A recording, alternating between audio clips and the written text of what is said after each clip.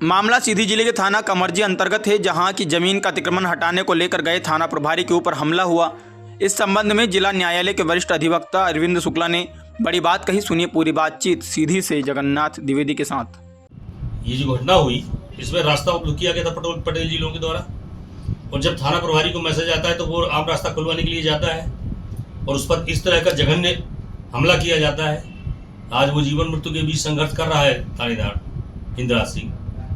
तो ये दर्शाता है कि अब पब्लिक को कानून का भय नहीं रह गया। वहाँ जहाँ तक मालूम है राजस्व हमला को लेकर नहीं गए, खुद गए। ये भी नहीं तो राजस्व हमला की शिकायत जब होती तब राजस्व हमला को लेकर जाया जाता। उनके साथ भी वही होता जो इनके साथ हुआ था।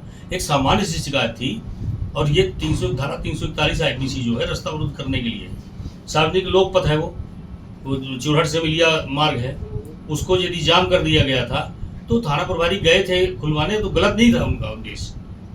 लेकिन इतनी छोटी सी बात पे उनके ऊपर प्राण घातक हमला हुआ।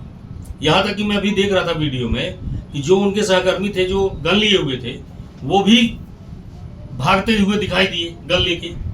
थाना प्रभारी कह रहा है कि भैया तुम लोग आओ सुरक्षा करो हमारी, और वो भगे जा रहे हैं गन छोड़ के उल्टी दिशा में। तो पुलिस का भी सशक्त होना बहुत जरूरी है। भागने वाले पुलिस वाले सस्पेंड होने लायक। तुम थाना प्रभारी की जान अकेले में डाल के तुम भाग दिए, क्या होता? बहुत ज्यादा होता तो तुम्हारे ऊपर भी हमला होता। लेकिन तुम सुरक्षा के लिए जब जाते तो एक से भले दो, और वहां तो 3 पुलिस वाले उनके साथ थे, तीनों भाग गए।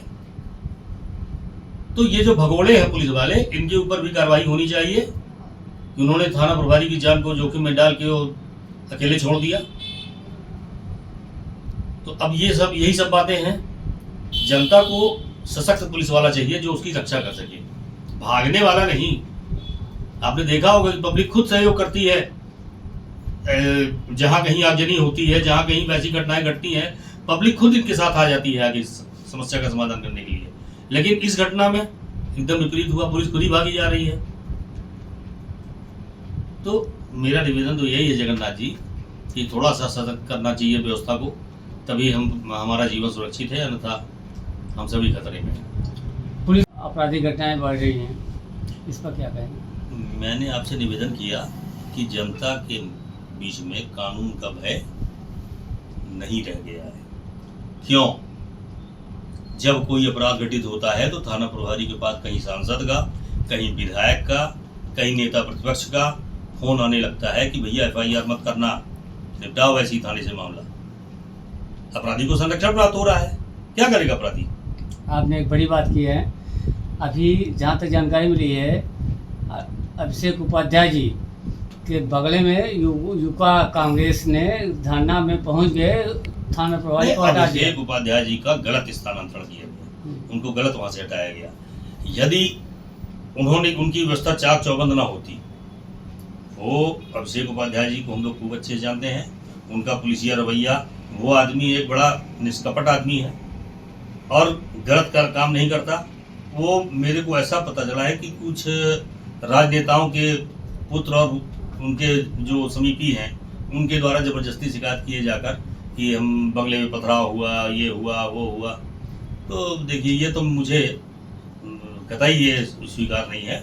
अभिषेक उपाध्याय जी निश्चित रूप से कर्मठ पुलिस वाले थे, और जब सीधी शहर में जब से वो आए थे तब से सीधी शहर में कोई भी घटना हुई तो उन्होंने काबू किया, लगाम लगाया।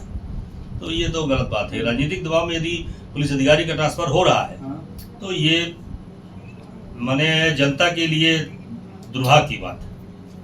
अच्छा पुलिस अधिकारी जो काम करने वाला है उसको काम करने देना चाहिए, और ऐसे ही राजनेताओं का फोन आके और किसी का स्थानांतरण कर दिया जाए, ये बहुत गलत बात है। धन्यवाद जगन्नाथ जी। माननीय अधिवक्ता जी, अभी कल की एक घटना है, थाना प्रभारी कमर जी के साथ कुछ लोगों ने मारपीट की है। जब पुलिस सुरक्षित नहीं है तो कानून कैसे सुरक्षित होगा? धन्यवाद जगन्नाथ जी और ब्रजेश जी, आप लोग इस संबंध में बाइट लेने मेरे पास आए। वास्तव में ये बहुत जघन्य कृत्य है। किसी थानेदार जो कि पब्लिक की सुरक्षा के लिए तैनात है, उसके ऊपर गंभीर हमला, प्राण घातक हमला, ये दर्शाता है कि अब जनता को कानून का भय नहीं रहा।